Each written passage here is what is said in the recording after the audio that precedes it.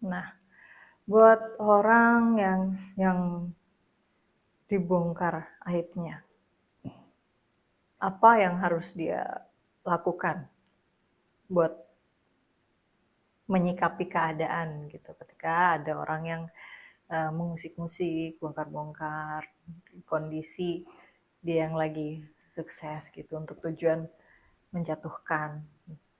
Ya tidak usah terpengaruh karena setiap orang punya aib. Kecuali kalau diri kita sendiri yang punya aib.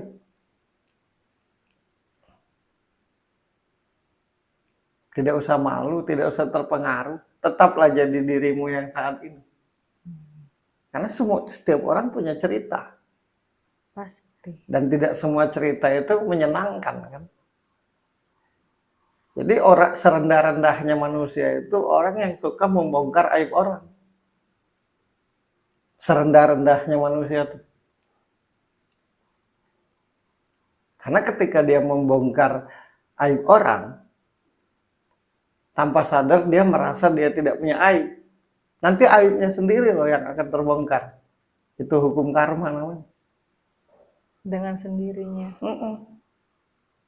Ada orang yang dari kecil baik, di pertengahan jalan ada cerita apa kemudian baik. Ada orang dari kecil susah, melakukan kesalahan-kesalahan, begitu besar, dewasa, bagus dan sukses. Jadi intinya setiap diri kita ini punya cerita. Baik itu hal baik maupun hal buruk. Makanya sekali lagi ku tegaskan, orang yang suka membongkar aib orang itu sehina-hinanya manusia itu.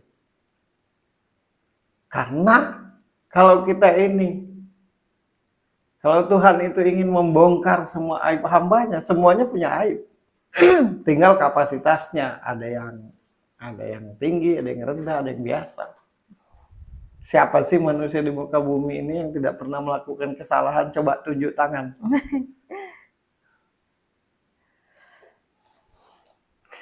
Aib itu kan kata lain dari kesalahan. Kesalahan yang tidak pantas gitu. Itu aib.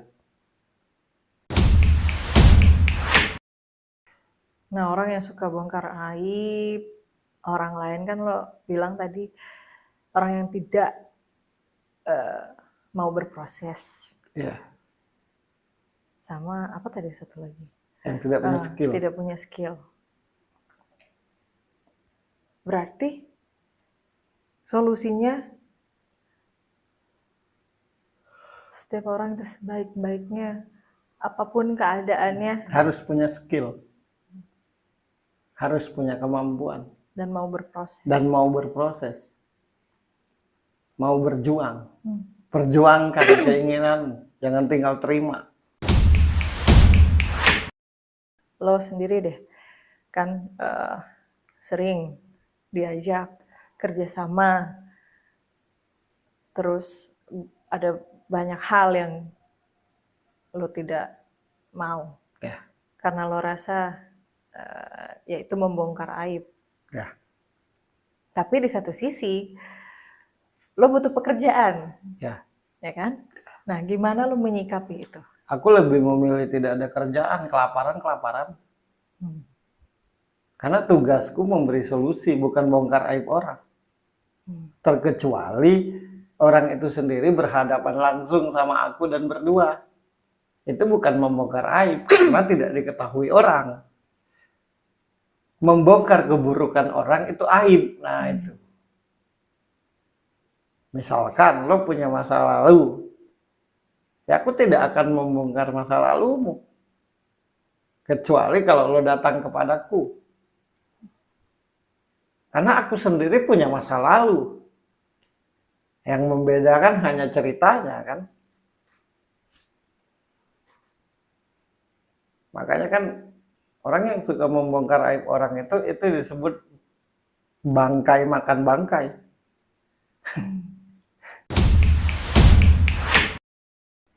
Nah, apa yang lo pikirin dan gimana cara lo meyakini ketika lo di situasi yang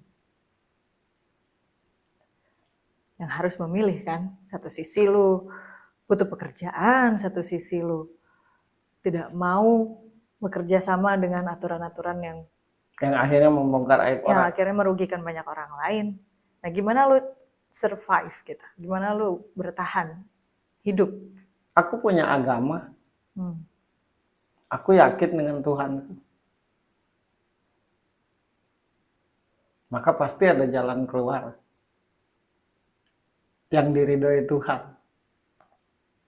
Dan aku yakini itu.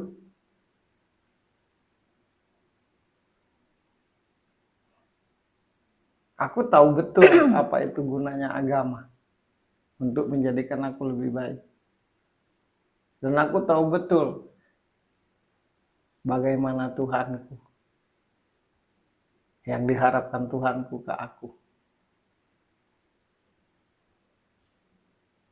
Sebisa mungkin aku melakukan hal yang baik, biar diridhoi dan akhirnya diberi jalan keluar buat kehidupanku, daripada aku bongkar-bongkar aib orang. Karena kemampuanku ini bukan untuk bongkar aib orang. Jadi keyakinan lo itu untuk bisa bertahan itu ketika lo benar-benar sadar kalau yang dijalani ini adalah hal yang diridhoi Tuhan. Iya. Dan pasti akan diberikan jalan. Ya iya.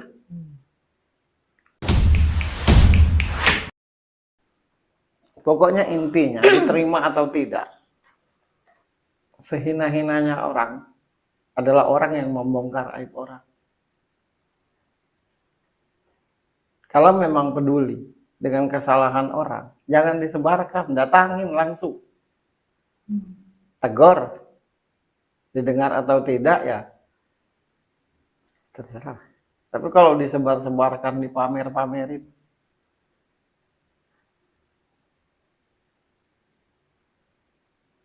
itu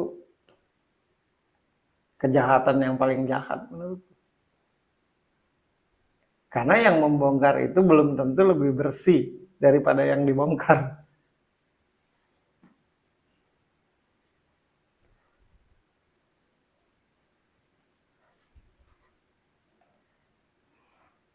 Makanya kuposisikan diriku tuh menjadi tong sampah. Dan membuangnya. Bukan menceritakan sampah. Aku selalu berusaha memposisikan diriku sebagai tong sampah. Di mana orang bercerita segala hal, kemudian sampah itu kubuang di tempat yang benar. Bukan menceritakan sampah.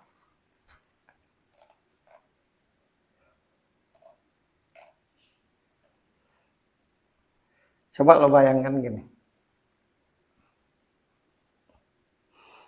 Lo beragama. Otomatis lo bertuhan. Nah, menurut pemahamanmu, lo bertuhan kepada yang maha bersih, yang maha suci, yang maha baik.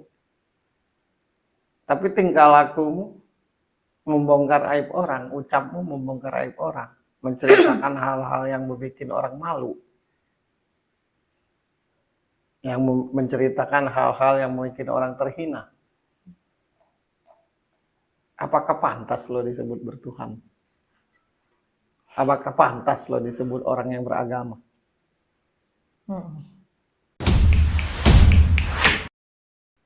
Nah, gimana caranya kita ini tidak salah pilih untuk bercerita? Gimana caranya kita ini tidak salah pilih orang untuk dijadikan tempat bercerita? Ketika kau ketemu orang, nyaman nggak hatimu? Nah, kalau hatimu nyaman, berarti itu orang yang tepat buat lo bercerita. Karena orang yang benar-benar baik dengan orang yang baiknya tidak benar-benar, itu berasa. Jadi ketika kau menemukan seseorang, hatimu nyaman. Karena nyaman itu sesuatu yang nggak bisa dibohong. Berarti itu orang yang tepat buat lo bercerita gitu. Oke. Kalau sebaliknya, Gimana ternyata kita sudah terlanjur bercerita ke orang yang salah, dan akhirnya cerita tentang kejelekan kesalahan kita tuh udah diomongin sama orang itu. Yakinkan hatimu Hmm. bahwa Tuhan tahu lo bercerita itu untuk berubah. Dan Tuhan tahu itu. Pasti nanti lo akan dilindungi. Karena lo bercerita itu untuk berubah. Makanya lo rela menceritakan aibmu ke orang yang lo percaya, yang pada kenyataannya mengkhianatimu. Yakinlah orang yang menceritakan aibmu itu akan hancur dengan sendirinya hidupnya.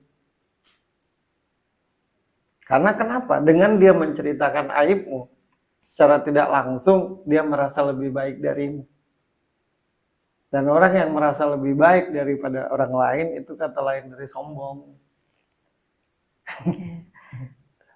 Jadi tidak perlu dibalas ya. Tidak perlu.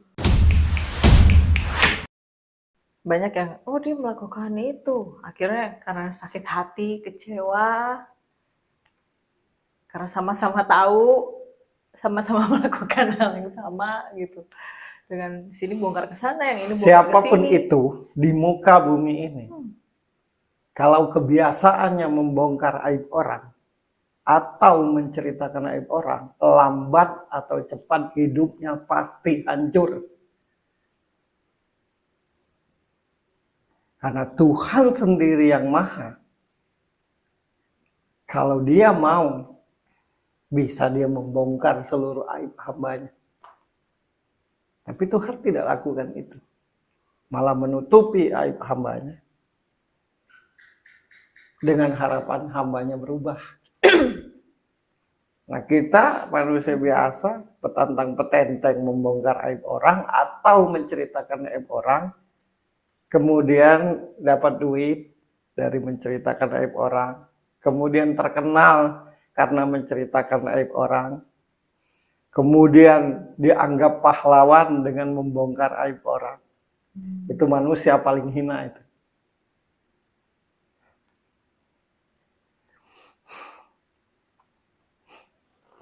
Orang yang makan kotoran itu kan pasti yang suka kotoran. Nggak mungkin orang yang nggak suka kotoran makan kotoran. Jadi kalau ada yang suka makan kotoran, berarti dia juga kotor. Nah, orang yang suka membongkar aib orang yang suka menceritakan aib orang, kemudian orang yang dia ceritakan jadi malu, dan dia sendiri dianggap pahlawan, dia lebih kotor dari yang punya aib.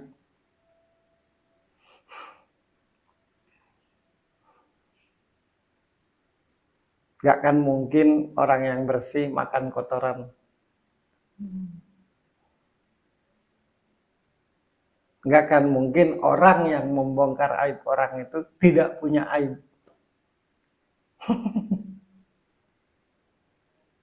Gak akan mungkin. Ya biarin aja. Yang penting Tuhan tahu. Kita menyadari kesalahan kita. Yang penting Tuhan tahu. Kita berusaha untuk memperbaiki kesalahan kita. Yang penting Tuhan tahu. Kita selalu minta ampun atas kesalahan kita.